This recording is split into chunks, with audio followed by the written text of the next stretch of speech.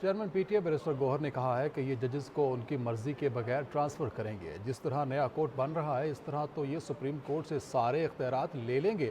हमारा यही सवाल था कि अगर आप आईनी तरमीम करना चाहते हैं तो तमाम जमातों से मुशावरत करें।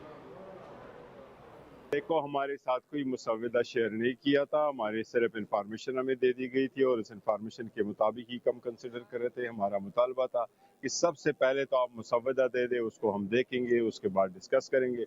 अभी जो मुसव्विदा लीक हुआ है उसके मुताबिक तो कोई भी बंदा इनके साथ एग्री नहीं कर सकता। ये तो जजेस को भी ट्रांसफर करेंगे, जजेस को उनकी मर्जी के बगैर कोर्टों में ट्रांसफर करेंगे। इसका मतलब है कि जजेस को जब चाहे आप ट्रांसफर करो। इस्लामाबाद हाई कोर्ट का अगर क्वेटा भेजो वो नहीं जाता तो आप उसको रिजाइन ले लेंगे। इसी तरीके से अदलिया भी बहुत बड़ी कदर आ जाएगी। जिस तरीके से नया कोर्ट बन रहा है, सारे इख्तियारात आप सुप्रीम कोर्ट से 184 की ले रहे हैं, 186 की ले रहे हैं, 187 के ले रहे हैं, तो फिर ये पैरेलल कोर्ट्स कहाँ चलेंगे? ये मैं नहीं समझता कि आईनी तरामीम है, ये उनको वैसे गलतफहमी सी हो रही है।